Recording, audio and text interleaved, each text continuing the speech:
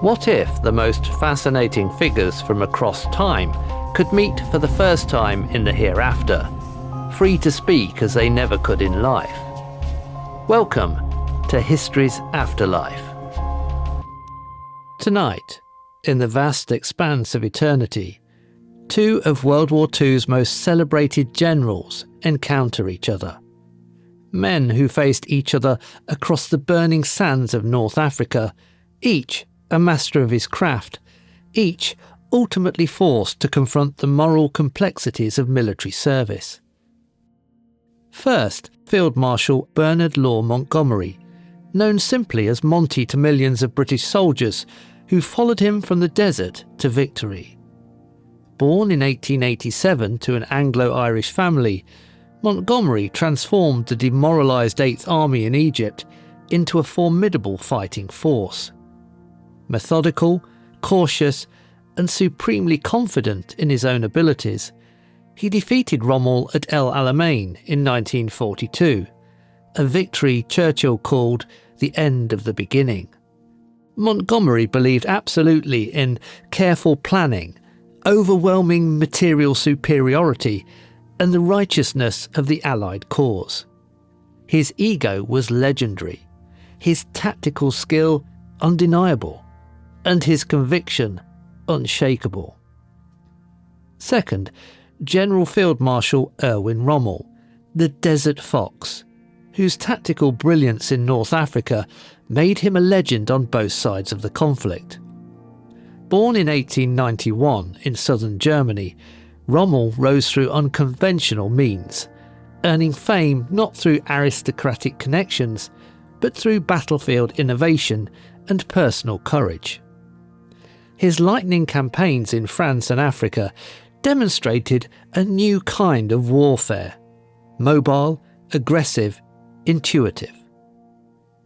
Yet by 1944, Rommel had become involved in the conspiracy to remove Hitler from power, a decision that cost him his life. He died believing he had served Germany's honour, not the Nazi Party's ideology. One believed in overwhelming force and moral certainty, the other in tactical brilliance and ultimate moral reckoning. Tonight, the victor of El Alamein meets the Desert Fox. Field Marshal Rommel, I must say, it's rather extraordinary to finally meet you properly. You led me quite a chase in the desert. The pleasure is entirely mutual, though I confess our tactical styles were so different that at times it felt like we were fighting entirely different wars. Indeed. I spent considerable time studying your campaigns when I took command of the Eighth Army. Your use of combined arms, particularly the integration of anti-tank guns with your panzer formations, quite innovative. You studied my methods. I'm flattered. Though I must say, your preparation for El Alamein was thorough beyond anything I had anticipated. How long did you plan that offensive? Months of intensive preparation. I refused to move until I had overwhelming superiority in every category: men, tanks, artillery, air support. I believe in fighting only when victory is certain.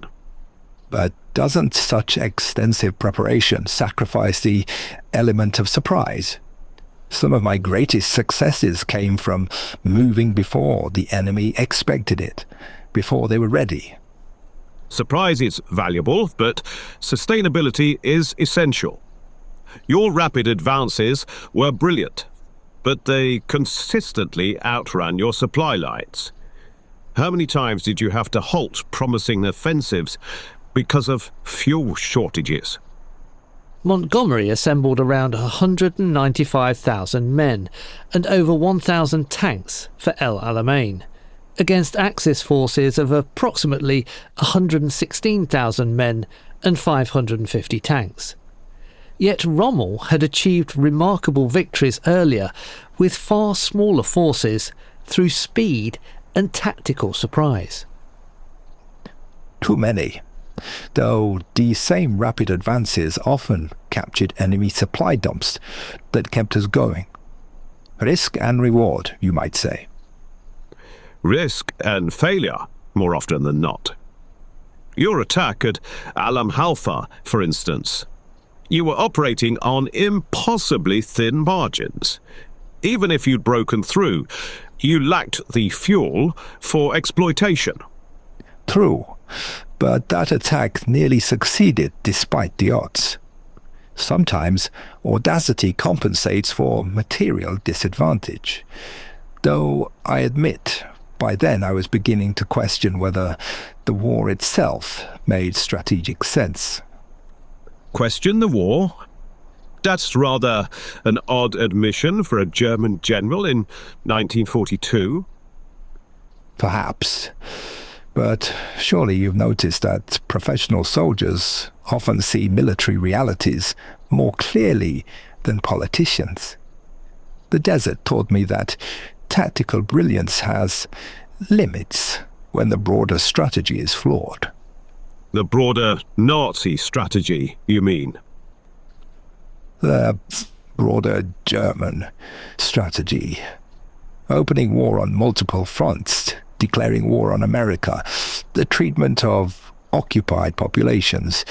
These created impossible conditions for military success. By 1942, Rommel reportedly showed signs of unease with certain Nazi policies, though the extent of his opposition is debated.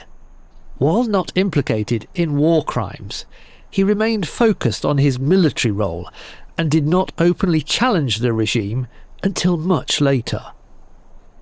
Yet you continue to serve. You fought magnificently at El Alamein, despite these reservations. One doesn't abandon one's soldiers in the middle of a campaign. My duty was to my men first, to Germany second. The political questions, those took longer to resolve. I can understand loyalty to one's men, but surely the nature of the regime you served became apparent long before 1944. It became undeniable by 1944, but recognizing a problem and knowing how to solve it are different things. What would you have done in my position? I'd like to think I would have acted on my principles earlier, though it's easy to claim moral clarity when one serves the winning side. Exactly. Your moral certainty was reinforced by military success. Mine was complicated by the gap between what I was fighting for and what I was fighting under. Tell me about your tank tactics. Your use of anti-tank guns as offensive weapons was particularly effective against our armour. Was that innovation born of necessity or doctrine? A necessity, mostly. We positioned the guns to channel your tanks into killing zones, then shift position before your artillery could respond. The 88mm guns were devastating in that role. Yes, we learned that lesson painfully. Originally, they were anti-aircraft weapons, weren't they? We discovered their effectiveness against tanks almost by accident. Innovation often comes from desperation rather than planning. Though your own innovations impressed me, Operation Bertram was masterful deception. Operation Bertram was Montgomery's elaborate deception plan for El Alamein, using dummy tanks, fake supply dumps, and camouflage positions to convince German reconnaissance that the main attack would come from the south rather than the north. The operation included constructing a fake water pipeline and moving real equipment under cover of darkness. We spent weeks convincing you our main attack would come in the south rather than the north, though I suspect you saw through parts of it. Not enough parts. clearly. Your dummy attacks and false supply dumps had me repositioning units right up until the barrage began. That level of systematic deception required remarkable staff work and considerable time, which brings us back to our fundamental difference. I preferred careful preparation. You favoured rapid exploitation of opportunities. Because I rarely had the luxury of time or resources for extensive preparation. Tell me honestly, if you'd faced my supply situation, would your methodical approach have worked? I suppose I would have done what you did. Make the enemy pay such a high price for every advance that the effort became unsustainable. Different circumstances require different approaches. Both generals shared a genuine concern for their soldiers' welfare, though they expressed it differently. Montgomery through careful preparation to ensure success, Rommel through personal leadership and tactical innovation to maximise effectiveness despite disadvantages. Your infantry tactics evolved considerably during the campaign. The coordination between your artillery and advancing troops became quite sophisticated. We learn from watching your combined arms coordination. The integration of tanks, infantry and artillery in mutual support. You perfected that technique in the desert. Though your firepower eventually overwhelmed our coordination. There's only so much tactical skill can achieve against material disadvantage. Which brings me back to the broader question. Was it worth it? Worth it? Defeating Nazi Germany was unquestionably worth any cost. I meant, from my perspective, was prolonging the war, even to protect my soldiers, worth the additional destruction it caused.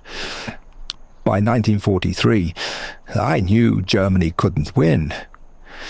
Should I have acted then rather than continuing to fight? That's a question every professional soldier must answer for himself. Though I note you eventually did act. The July plot. Yes, though I preferred removing Hitler through legal means rather than assassination. By then, continuing the war meant Germany's complete destruction. That, I must admit, took considerable courage. To turn against your own leadership in wartime. Many of your colleagues never reached that point. Many of my colleagues never questioned orders, never looked beyond their immediate military responsibilities. Perhaps that made them better soldiers, but also worse men. Rommel's exact role in the July the 20th, 1944 plot remains debated by historians. What's clear is that he supported removing Hitler and seeking peace with the Western Allies, though he may have preferred political rather than violent means. Do you regret it? Your military service to Nazi Germany? I regret what that service enabled, even inadvertently. But I cannot regret protecting German soldiers under my command, or defending German soil from invasion. A careful distinction. A necessary one. The regime and the nation were not identical, though it took me too long to recognize that fully. You know, despite everything, I have considerable respect for your professional competence, your tactical innovations, your leadership style, your concern for your troops. These were remarkable. And I must acknowledge that your victory at El Alamein was comprehensive, thoroughly planned, brilliantly executed. You demonstrated that systematic preparation, properly applied, ultimately proves decisive. different approaches to the same professional challenges. Though I wonder what might have happened if we had served the same cause. We might have made quite a team. Your strategic patience combined with my tactical opportunism. Assuming we could have agreed on anything, you were always rather fond of ignoring orders when they didn't suit your tactical vision. And you were always rather particular about having your own way. Perhaps we would have driven each other mad. Quite possibly.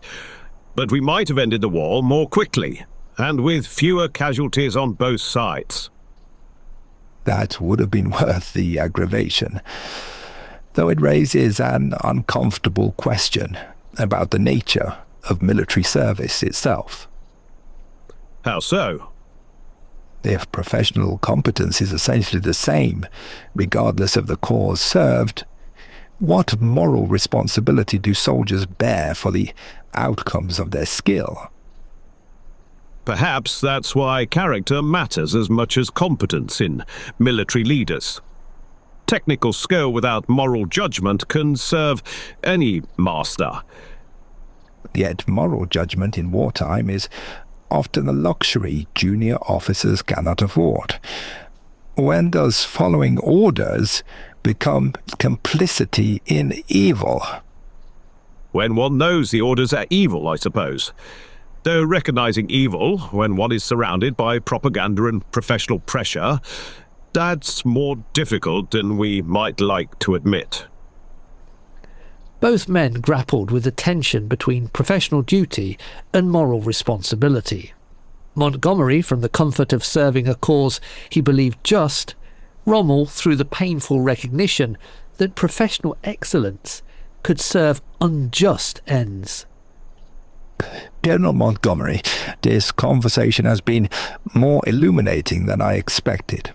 You've given me much to consider about the nature of military service. And you've reminded me that even those we consider enemies may struggle with questions of duty and conscience. Professional respect can transcend political differences. Though perhaps the greatest service we can render is to ensure that future soldiers never face such stark choices between professional duty and moral responsibility. Indeed. May they serve causes that align their military skill with their moral convictions. And may they have the wisdom to recognize when those alignments fail, and the courage to act accordingly. In the end, perhaps Montgomery and Rommel embodied both the possibilities and the perils of professional military service. Montgomery had the fortune to serve a cause that aligned his tactical skill with his moral convictions, allowing him to pursue victory without fundamental inner conflict. Rommel faced the more complex challenge of reconciling professional excellence with growing moral doubt, ultimately choosing conscience over continued service, a choice that cost him his life. Their conversation reminds us that military competence, while essential, is not morally neutral. The same skills that can preserve freedom can also serve tyranny. The same tactical brilliance that protects one's soldiers can prolong unjust wars. Both men were masters of their craft, but their legacies diverged based on how they answered the eternal military question. When professional duty and moral responsibility conflict, which should prevail? In their meeting, we see both the nobility of military service and its inherent moral complexity. The recognition that how we fight matters, but what we fight for matters more.